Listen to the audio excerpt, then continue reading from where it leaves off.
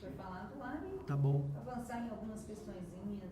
Legal. Mas é curtinho, na verdade, a gente vai apertar, sei lá, uns 10 minutinhos, Tá bom.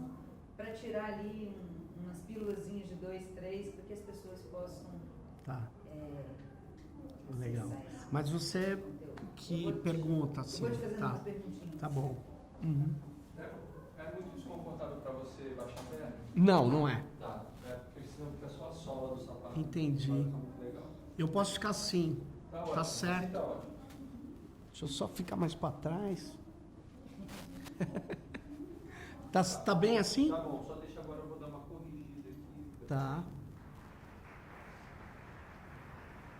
Tá, podemos, tá? Tô tranquilo. Podemos? Sim, podemos. Então vamos lá. Sérgio, eu queria começar falando sobre a inclusão digital. Uhum. Eu li uma entrevista sua que você falava uma coisa que me impressionou tanto, que é a ideia de que a exclusão digital pode levar a uma desigualdade, inclusive cognitiva. Sim. Me pareceu, depois que eu li, me pareceu tão óbvio e tão preciso, mas é uma coisa que a gente não para pensar, né? Uhum. Essa desigualdade, ela já existe? Como? Então, nós estamos cada vez mais mediados por tecnologia. A sociedade usa tecnologias e cada vez mais tecnologias que requerem um grau de inteligência cada vez maior. Quando eu escrevi sobre a inclusão digital no passado, eu estava falando do acesso. Hoje eu estou falando mais do que o acesso.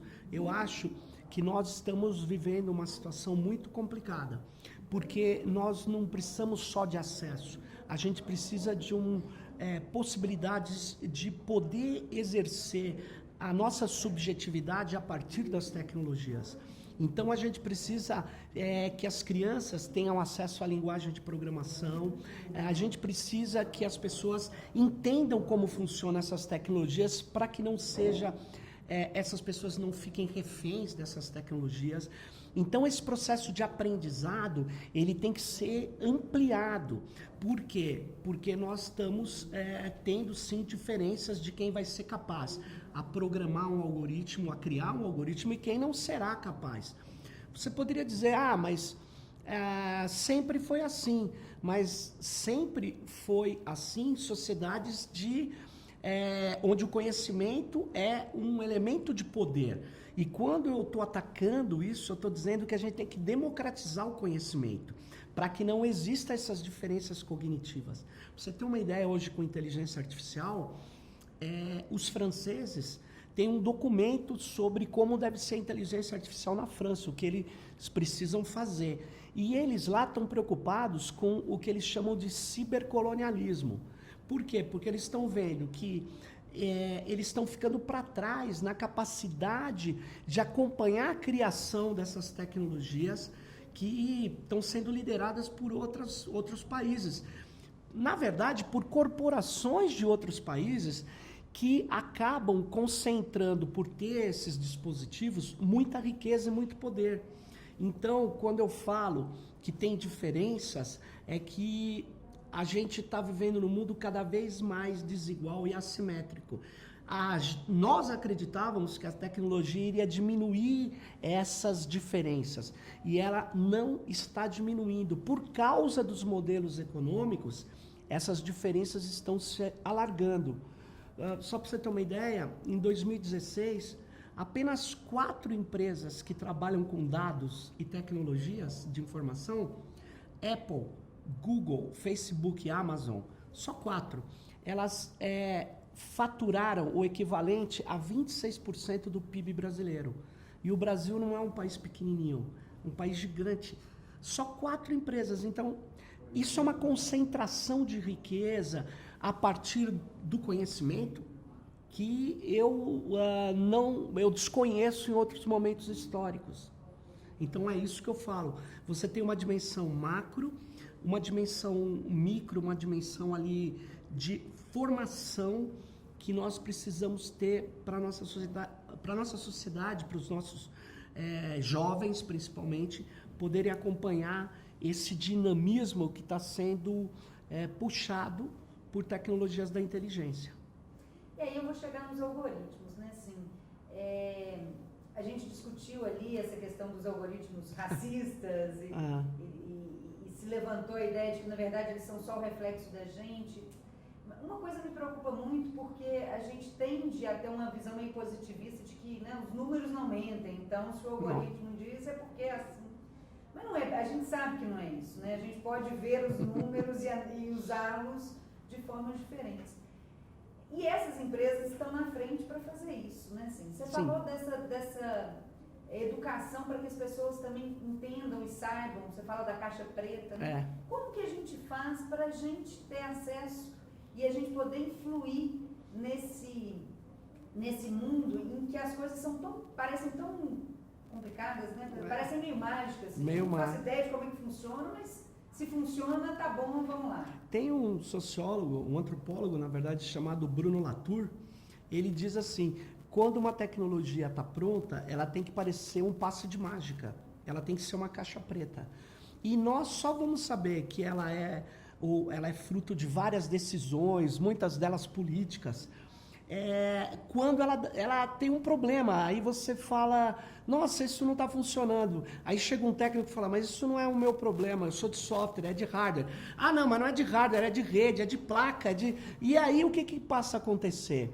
Essas pessoas, elas desconsideram essa complexa teia que é a formação de tecnologias.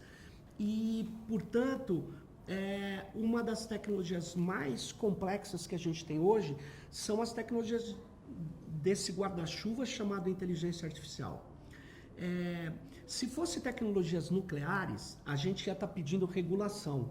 Não pode fazer de qualquer jeito, tem que ter cuidado com o resíduo que ela gera, não pode ter uma usina em qualquer lugar, tem que ter um controle de segurança absoluto e tal. Porque nós sabemos, evidentemente, o perigo de uma tecnologia nuclear. Mas vem cá, e uma tecnologia de inteligência, de aprendizado de máquina? Nós temos que ter regulamentos sobre ela e as pessoas podem ter acesso sobre os dados que ela está gerando e que não são dados que existem, eles serão criados. Eu me explico. Por exemplo, eles podem cruzar vários dados num modelo matemático para saber se eu tenho uma aptidão de alguma coisa. Na verdade, isso não existe, isso é um modelo. Isso é uma probabilidade, só que isso é vendido por uma empresa de RH. Aí quando eu mando o meu currículo, ele faz aquela análise algorítmica e diz, nem chame para entrevista. E, na verdade, você não sabe se aquilo que foi projetado vai acontecer ou não. Então, uma sociedade algoritmizada, ela precisa ser mais transparente. A gente precisa ter poder de controlar esses dados que estão sendo manipulados e que muitas vezes estão gerando resultados que vão performar a realidade, vão ter efeito na realidade, mas eles não são a realidade. Essa que é a questão. E eles cada vez mais tentam, essas corporações, por causa dessa disputa que numa sociedade, numa economia neoliberal, o ethos da economia é a concorrência absurda. Então, para que um tenha melhor e maior vantagem sobre o outro, ele tenta agora ser preditivo. E os algoritmos preditivos, eles cruzam dados para saber qual é o momento que eu vou fazer algo.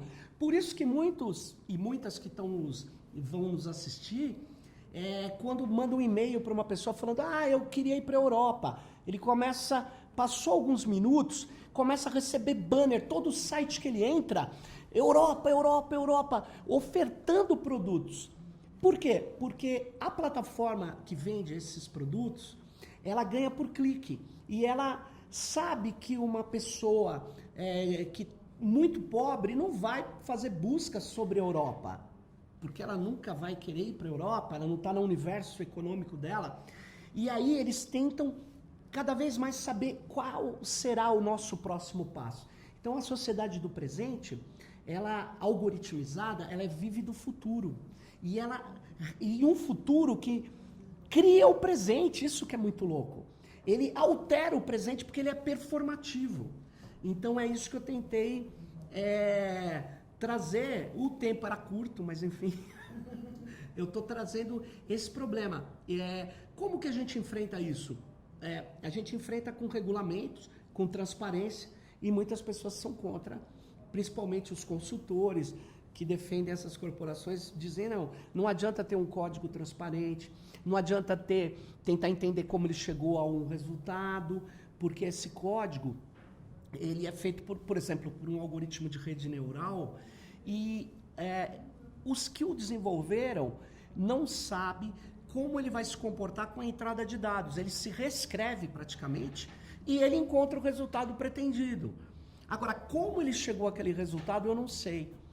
Aí eu digo, olha, vários pesquisadores e cientistas e filósofos estão dizendo, o Estado não pode utilizar uma tecnologia que ele não saiba como gerou um resultado. Portanto, tem que ter um método de desenvolvimento dessa tecnologia, ou regulamentos, parâmetros e responsabilização, para que a gente possa governar os algoritmos e não ser governado por eles, simplesmente. Então, tem saída. Mas o importante é nós podermos explicar para as pessoas como funcionam essas tecnologias. Explicar para elas, por exemplo, que quando ela põe um post no Facebook, o algoritmo do Facebook encontra os amigos conforme o que ela escreveu, a imagem que ela pôs, que vai receber aquele post. Por que eu não posso saber qual o critério que foi usado para distribuir? Eles não dizem, e eles precisam dizer. Principalmente quando esses algoritmos têm relevância pública, interferem no dia a dia da gente de maneira contundente. É isso. E a gente, de alguma forma, a gente está contribuindo para isso, né? A sensação que eu tenho é um pouco meio admirada no mundo novo, a gente quer essa... como me ajuda de alguma forma, eu não consigo perceber... Né? Então, sei lá, essa brincadeira do envelhecimento. É só, é divertido, deixa eu fazer. Você está contribuindo para o algoritmo de reconhecimento facial. Isso. Enquanto é uma brincadeira, tá bom. O problema é que consequências isso traz. Como que a gente faz as pessoas perceberem que essas pequenas ações de hoje vão gerar consequências práticas no futuro? O que você falou agora dessa brincadeira da biometria facial, né? Eu diria, eu alertei as pessoas do Pokémon GO. O Pokémon GO, a empresa que fez o Pokémon GO, ela tirou fotos que o Google levou 2 anos para tirar. Porque quando o Pokémon funcionava assim, é uma brincadeira de realidade aumentada. Então, ele alerta você que tem um Pokémon nessa sala. E aí, ele orienta georreferenciadamente o celular para apontar para aquilo que ele precisava para ter uma foto. E aí, você, no aplicativo, ali aparece dentro da câmera, se você olhar não tem nada, mas se olhar via celular, tem um Pokémonzinho. Aí você aciona a Pokébola, ele na verdade é capturado, mas se bate uma foto e envia para a empresa. Eles bateram foto de vários lugares. E aí você fala, não tem problema nenhum. Ora, antes disso, além de não ter problema nenhum, como é que você sabe? Isso é teoria da conspiração. Então, nós tivemos que estruturar um método para pesquisar isso. Eu sou pesquisador de redes digitais, eu sou sociólogo de tecnologia, e eu pesquisei o quê? Patentes dessas empresas. Eles patenteiam tudo isso. Então, as patentes são tão importantes nos Estados Unidos que tem o Google Patents. Tem um buscador específico de patentes. Eu vou lá e observo as patentes. É claro que eu não tenho o código, mas eu tenho o que a patente diz, o que ela faz, quais são os limites, quais as finalidades. Bom, como fazer as pessoas saberem disso? A gente precisa falar muito para educadores, fazer muita divulgação de que a tecnologia ela não é um passe de mágica, ela não é neutra, ela muitas vezes coleta dados da gente e nos torna frágeis em qualquer negociação que diz respeito à nossa vida. Vou dar um exemplo. Se você vai numa farmácia hoje, você vai ver que eles pedem o CPF até para você comprar um analgésico qualquer. Por quê? Porque eles estão vendendo esses dados ou negociando com laboratórios e convênios médicos. Ora, você muitas vezes vai ser prejudicado ou prejudicada por esses convênios, ter todos os dados sobre você e você não ter nenhuma condição de negociação. Você vai pagar mais caro ou nem vai poder fazer o convênio. Então, eu digo assim, para as pessoas que falam, quem não deve não teme, isso é inevitável, os meus dados eu dou mesmo. Eu sugiro para essas pessoas que não deem os seus dados. Não dê. Então, pelo menos venda esses dados. Ganhe alguma coisa, porque não dá para você entregar o seu dado, é você hoje. Ele é expressão da sua pessoa. Então, não entregue seus dados. Divida os dados. Não coloque tudo num e-mail. Não acredite tudo dando para uma corporação. Não pode fazer isso porque você fica muito fragilizado economicamente, culturalmente. Você pode até perder emprego por causa disso. Porque tem rastreadores hoje que avisam sobre sua... por mais que você tome cuidado no Facebook e não coloque nada, mas na hora que você faz e-mail tem robôs lendo, tem tudo... você visita site, eles enfiam cookies na sua máquina.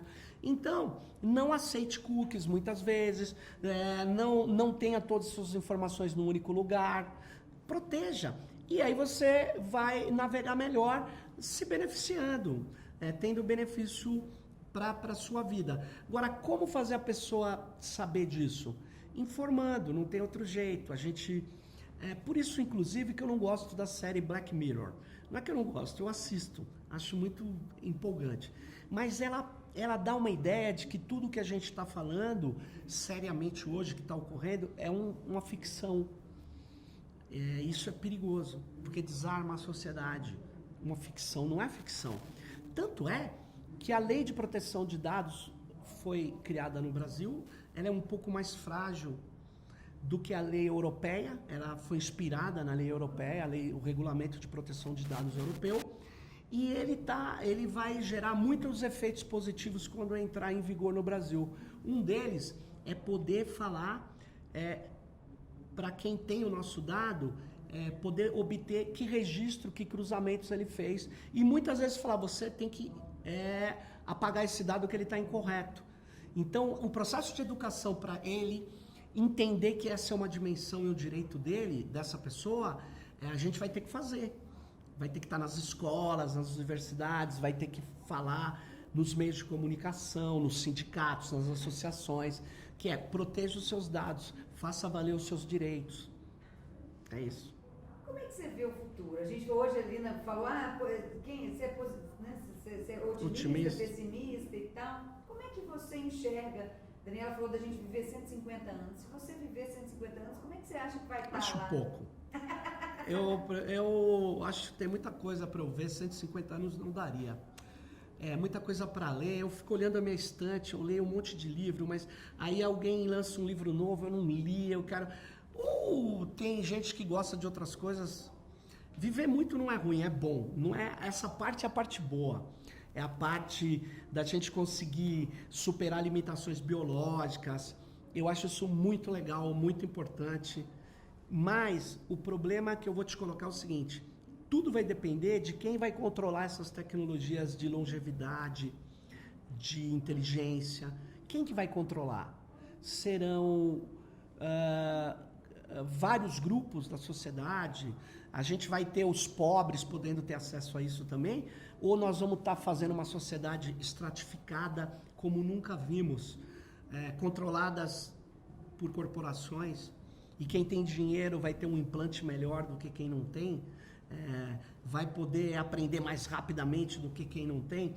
Isso tudo cria um humano de segunda classe. Eu nem estou preocupado com o mito da máquina que dominará o humano. Eu me preocupo com um futuro onde as desigualdades sociais vão além das desigualdades cognitivas e passam a ser desigualdades físicas e de performance. Eu acho muito perigoso. Então você fala assim, você não tem dinheiro para fazer um determinado implante estrutural aí, robótico, você não vai ter acesso a várias coisas. Então, isso me preocupa. Isso é um futuro que não seria muito legal. Não, aí você fala, mas é a tecnologia que está criando isso? Não. Não é tecnologia, é a organização social. Por isso que nós precisamos democratizar a compreensão das tecnologias, para que elas não sejam só tecnologias de ampliação das diferenças. Desculpe, das diferenças não tem problema, porque o diferente é bonito, mas das desigualdades, das assimetrias. Nós precisamos que as tecnologias de inteligência artificial sejam utilizadas pelas associações sindicais, pelas comunidades tradicionais, pelos grupos que vão defender a cultura indígena, os quilombolas. Por que inteligência artificial tem que ser só na plataforma das grandes corporações? Os dados têm que só serem transportados para o norte global e não ficar aqui conosco? Por que a gente não pode ter soluções que melhorem a performance das comunidades, que não visem o lucro? É isso dá para a gente fazer, desde que a gente entenda que a tecnologia é ambivalente. Nem toda é ambivalente, a maioria das tecnologias da informação são ambivalentes e que, portanto, elas podem servir a um futuro que seja um futuro de justiça e de liberdade, mas elas podem servir a um futuro de alta concentração de atenção, de alta concentração de renda, de riqueza e de poder. Isso está acontecendo. Nós precisamos inverter essa tendência. Por isso que eu não gosto de falar assim, o futuro hoje, que eu vejo hoje, ele é só positivo. Não. Eu denuncio o negativo para tentar mudar a tendência dele. E acho que tem muita gente fazendo isso, e acho que isso é legal. Tem uma pesquisadora que chama Shoshana Zuboff. Ela qualifica o momento que a gente está vivendo de capitalismo de vigilância. Tem um aluno meu, ele anda de bicicleta num bairro periférico de Santo André. E ele lendo esses textos que a gente fala de vigilância pervasiva, de coleta de dados o tempo todo, ele começou a reparar nas câmaras, num bairro bem pobre.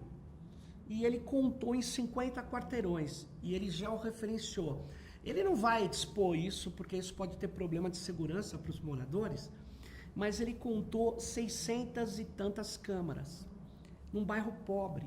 Imagine nos bairros de classe média. Agora imagine tudo isso ligado. Essa sociedade é uma sociedade que vai estar coletando imagens. Até aí tudo bem. Mas e se isso for ligado num algoritmo de biometria facial? Os falsos positivos, onde você tem o tempo todo uma vigilância sobre você. Isso nós devemos recusar. Nós não devemos ser a favor. Por mais que eu tenha que conversar com a pessoa que fala, mas isso não dá segurança? Isso não elimina o crime? Eu vou ter que falar para ela, não elimina o crime, porque a causa do crime não é a ausência de câmaras. As câmaras não te salvarão. Elas podem, inclusive, criar crimes. Elas podem criar situações ruins. Então, esse debate é que a gente vai ter que, talvez, ampliar. Eu gosto muito desse debate, eu pesquiso isso. Aí você fala, mas isso é a coisa mais importante do mundo? Não é. Mas, para mim, é. Não é agora, mas não é agora. Daqui a pouco. Legal. Sérgio, acho que é isso. Algo mais que você gostaria de falar, sobretudo para esse público específico, né? Assim, os servidores da Caixa, são pessoas que são jovens, estão nesse mundo em transformação, legal, num ambiente tradicional e assim, que está em mudança. Eu gostaria de falar o seguinte, a tecnologia em si, ela pode ser usada para melhorar a nossa vida, as nossas condições de trabalho, de lazer, de entretenimento. Mas isso vai depender do modo como nós nos apropriarmos dela.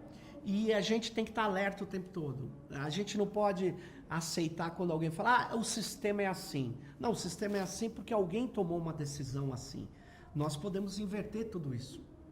E esse temor das tecnologias que geram desemprego, e de fato isso é discutido no mundo inteiro, a automação, a robótica, os algoritmos de inteligência que vão tomando não só atividades rotineiras. Se você pegar no mundo do direito, várias petições já estão sendo escritas por robôs, por softwares. Então, Como que a gente faz com o emprego? Eu acho que a gente tem que pensar na contramão do que está acontecendo no Brasil hoje. Nós não precisamos diminuir o direito, nós precisamos ampliar os direitos. E um desses direitos é das pessoas poderem ter uma vida digna. A gente precisa de uma renda básica universal. E você fala, mas isso é coisa de comunista. Não, isso é coisa do Vale do Silício também. Isso é coisa de quem está desenvolvendo a tecnologia de ponta.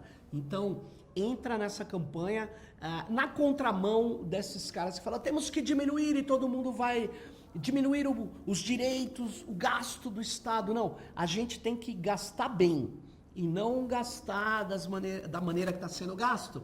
Mas nós precisamos ter uma sociedade hoje com renda básica garantida.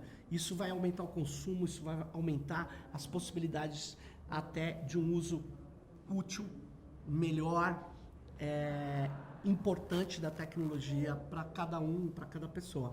Então, o futuro pode ser um futuro muito melhor do que o presente, se a gente tomar conta dele, se a gente disputá-lo, se a gente conduzi-lo, porque ele está sendo construído agora.